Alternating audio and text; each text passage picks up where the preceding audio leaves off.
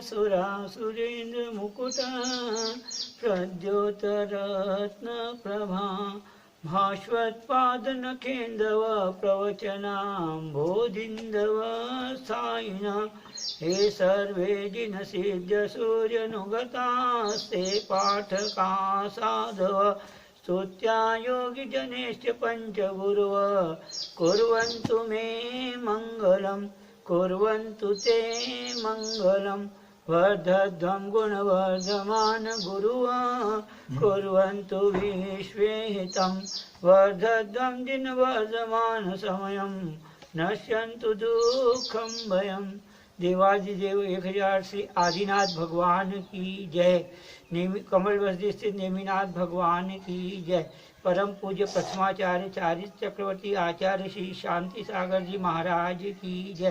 परम पूज्य जिनधर प्रभाव वात्सल्यवादी पंचम पट्टाधीश गुरुवर आचार्य श्री वर्धमान सागर जी महाराज की जय। धर्मानुरागी महानुभावों, आज दान तीर्थ प्रवर्तक का दिन है।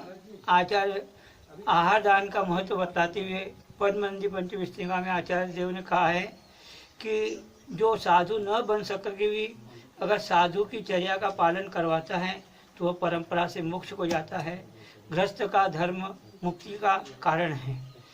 संत सर्वसुरा सुरेन्द्र महितं मुक्ते परम कारणं रत्नानां ददति त्रयं त्रिभुवन प्रद्योतिकाये सति वृत्तिस्तस्य तदन्तपर मया भक्त्या पिता जायते तेषां सद्गते धिनां गुणवतां धर्मो न कस्य प्रिय।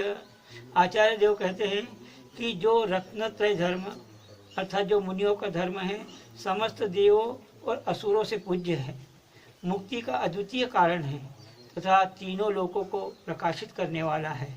वह रत्नत्रय साधु का जो रथ है वह इस शरीर के रहते हुए वह या शरीर के रहने पर ही वह उसको धारण कर सकता है। उस शरीर की स्थिति का जो है वो उत्कृष्ट भक्ति से दिए गए आहार दान से ही होती है।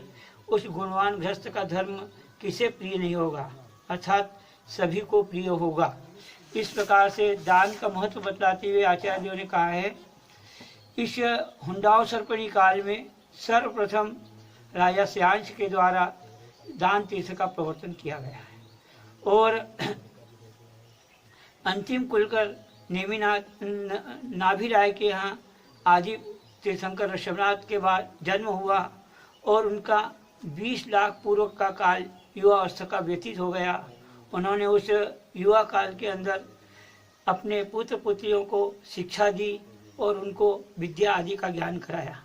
इसके बाद इस कर्मभूमि का प्रारंभिक काल था और भूभूमि का जो अंत समय था, तो ऐसे समय में सारे जो कल्प वृक्ष थे वो नष्ट हो रहे थे और इस प्रकार से प्रजाजन को खाने की तकलीफ पड़ रही थी। तो ऐसे सब प्रजाजन राजा नाभिराय के पास पहुँचे तो नाभिराय ने कहा आप आदि कुमार के पास जाइए। आदि कुमार ने उनको सबको सांत्वना दी कि ठीक है, आपकी बात पर विचार करते हैं। और उन्होंने अपने अवधि ज्ञान से सब जाना और सोधर्म इंद्र को स्मरण किया। इंद्र अपने पूरे परिवार के साथ आया और उसने पूरी रचना की और जैसे विधेय क्षेत्र में रचना थी इस प्रकार से उन्होंने यहाँ पर असी मसी कृषि विद्या और वाणिज्य और शिल्प ये 6 कर्म का उपदेश दिया और उन्होंने इस प्रकार से यहाँ व्यवस्था की और प्रजाजन का पालन किया। इसके बाद में 63 लाख पूर्व का दीर्घ काल उनका राज्य काल में व्यतीत हो गया।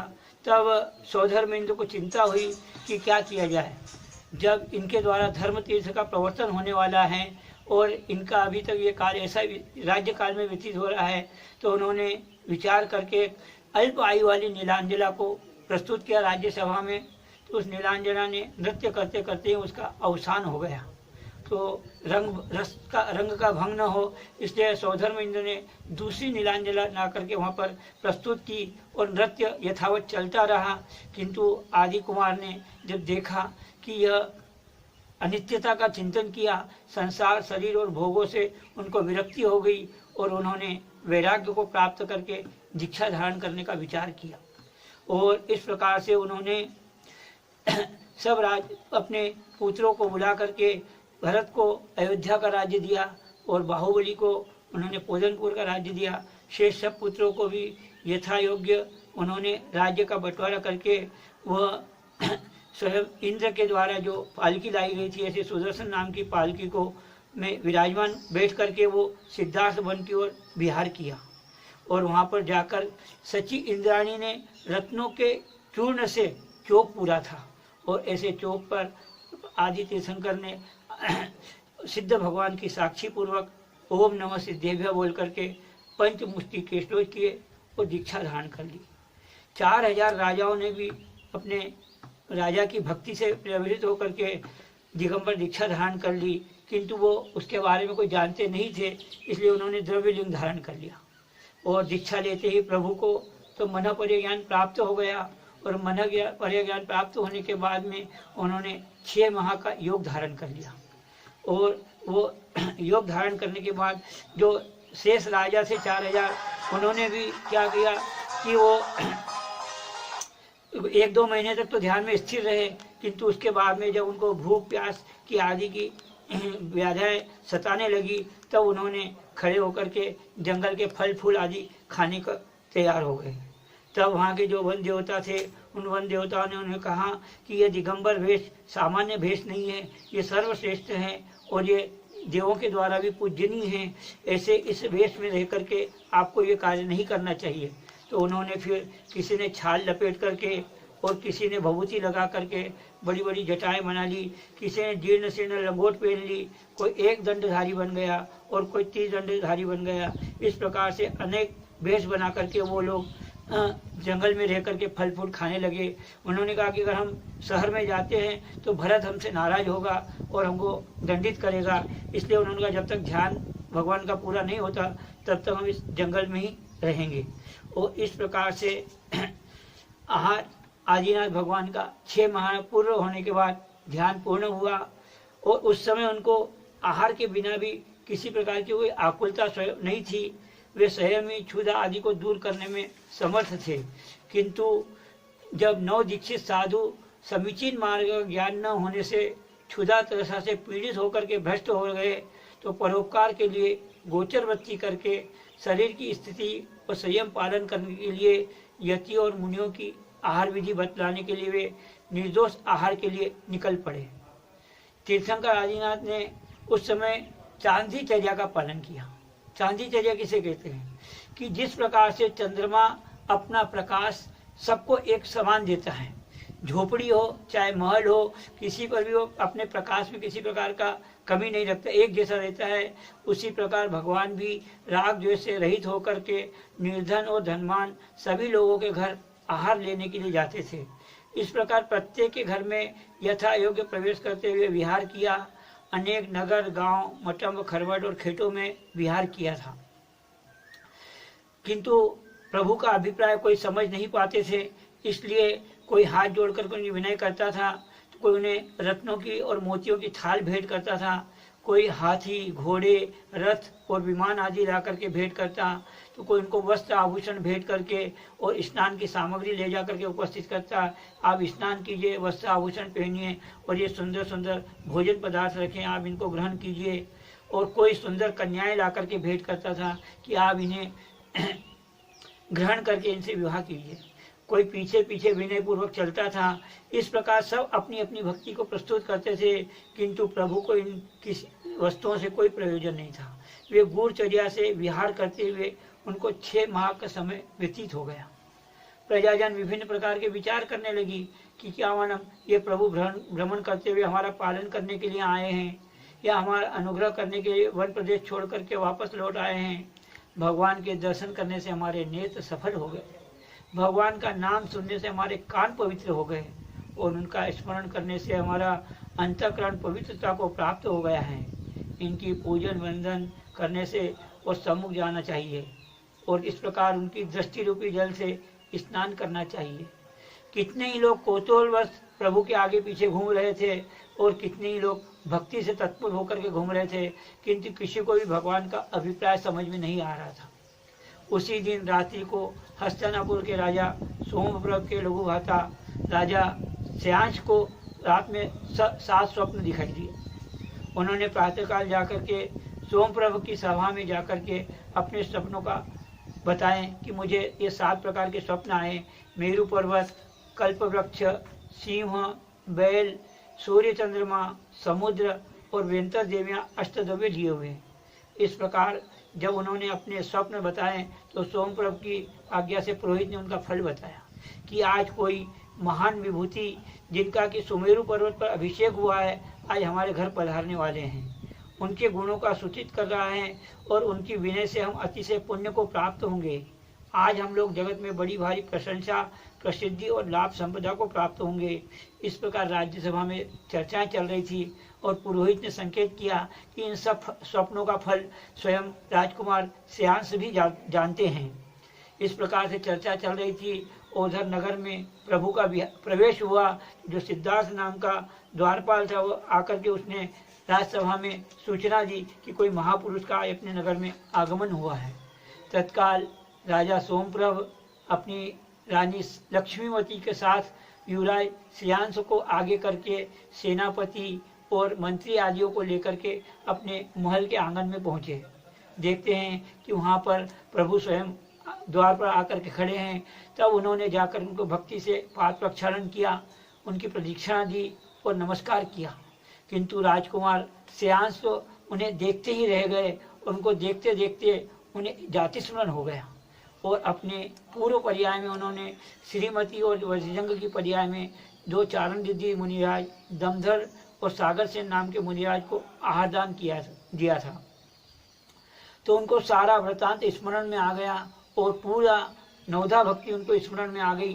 तो उन्होंने उसी समय नवधा भक्ति पूर्वक भगवान का जो श्रावक के 7 गुण हैं, 7 गुणों सहित उनका प्रदान किया। अत्र अत्र तिष्ठ करके उनकी 3 प्रदक्षिणा दी, नमस्कार किया, महल के अंदर प्रवेश कराया, वहाँ उच्चासन विराजमान किया। उसके बाद में पाद प्रक्षालन, गंधोदक अपने मस्तक पर लगाया। उसके बाद में अष्टद्रव्य से पूजा करी और अष्टद्रव्य से पूजा करने के बाद में उन्होंने फिर नमस्कार किया और आहार शुद्धि हुई। उन्होंने इक्षु रस का जो प्राशुक इक्षु रस था उसके कलश लेकर के उन्होंने कहा, हे भगवान, ये 46 दोषों से रहित है। 18 उद्गम दोष, उत्पादन दोष, 10 ऐष्णा के दोष, धूम, अंगार, प्रमाण और संयोजना, इन दोषों से रहित और जो दाता के 7 गुण से श्रद्धा, भक्ति, शक्ति, विज्ञानता, लुब्धता, क्षमा और त्याग, इन 7 गुणों से सहित उन्होंने श्रेष्ठ पात्र को अब उनके कर अंजलि में आहार दिया। और उनके साथ ही उनके भाई सोमप्रभ और भाभी लक्ष्मीवती ने भी उत्तम पात्र को दान दिया। और प्रभु को दान देने से महान आश्चर्य हुआ, पंचाचार्य हुआ। आकाश में सब देवताओं ने महादान के फल की परंपरा से पंचाचार्य करे, रत्नों की वृष्टि की। उसके बाद पुष्प वृष्टि, सुगंधित और मंद मंद पवन, देवदुंदुभि और महापात, महादान, महादाता, धन्यो धन्यो, इस प्रकार से संपूर्ण आकाश मंडल शब्दायमान हो गया।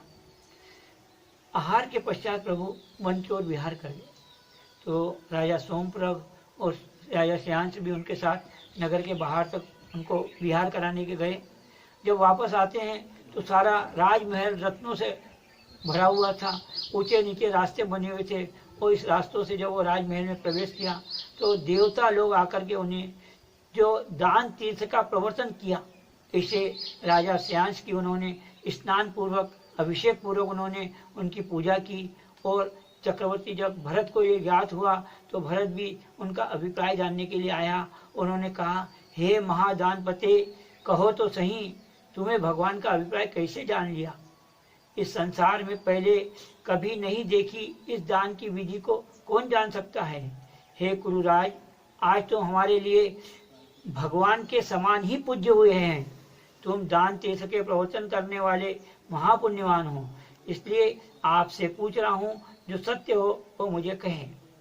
इस प्रकार जब पूछने पर श्यांश कुमार ने कहा, हे भगवान का जो उत्कृष्ट रूप मैंने जब निहारा तो मुझे जाति स्मरण हो गया। पूर्व भाव में हमने राजा वज्रजंग और श्रीमती के पर्याय में 2 रिद्धिधारी, तारण रिद्धिधारी मुनिराज दमधर और सागर सेन नाम के मुनिराज को हमने आहार दान दिया था, वो सारी विधि मुझे स्मरण में आ गई। और उनको आहार देने के बाद में कंचुकी ने हमें कहा था कि ये तो वज्रजंग और श्रीमती को बताया कि ये आपके ही युगल पुत्र है अंतिम वाले। तब भक्ति से उनको विशेष नमस्कार किया और राजा वज्रजंग ने अपने और अपनी श्रीमती के और उनके साथ में 4 मंत्री, सेनापति, पुरोहित और राजश्रेष्ठी था इनके, और 4 और तिर्यंज प्राणी, ऐसे सबके भावांतर पूछे। तब उन अवधि यानी मुनिराज ने कहा कि हे राजन, जो आज से 8वें भव के बाद आप इस अवसर्पी काल में भरत क्षेत्र के प्रथम तीर्थंकर आदिनाथ बनेंगे, और ये जो श्रीमती का जीव है ये आपके दान तीर्थ का प्रवर्तन करने वाले राजा श्यांश बनेंगे, और ये जो आपके मंत्री मतिवर नाम का जो मंत्री है यह आपका चक्रवर्ती नाम का पुत्र भरत बनेगा, और जो आनंद नाम का पुरोहित है वो बाहुबली प्रथम कामदेव बनेंगे, और जो धनपति का सेठ का जीव है वो प्रथम मोक्षगामी अनंतवीर बनेंगे, और अकंप सेनापति का जो जीव है वो प्रथम गंधर्व प्रसभसेन बनेंगे। और इसी प्रकार से जो 4 तिर्यंज प्राणी हैं, व्याघ्र, शुकर, सिंह और नेवला, ये भी आपके क्रमशः पुत्र बनेंगे। और ये 8 जीव 10 जीव अभी से लेकर के 8 भव तक साथ में हमेशा स्वर्ग और मनुष्य पर्यायों को प्राप्त करेंगे, और महापुण्यशाली दान की अनुमोदना से ये सब आपके तीर्थ काल में मोक्ष को प्राप्त करेंगे। इस प्रकार उन रिद्धिधारी मुनिराज ने उनके आहार दान की अनुमोदना सुनी, बहुत प्रसन्न हुए। और इसके बाद में आचार्य परम पूज्य चारी चक्रवर्ती आचार्य शांति साहब महाराज कहा करते थे कि साधु के योग्य जो वस्तु है उसका ही दान करना चाहिए, अयोग्य का नहीं। यदि अयोग्य वस्तु का दान करोगे तो देने वाला नियम से खोटी गति को प्राप्त होगा, क्योंकि दान लेने वाला तो समय पा करके और अपनी निंदा, गहरा आलोचना और करके वो अपने इस पापों को प्रक्षालित कर लेगा, प्रायश्चित ले लेगा।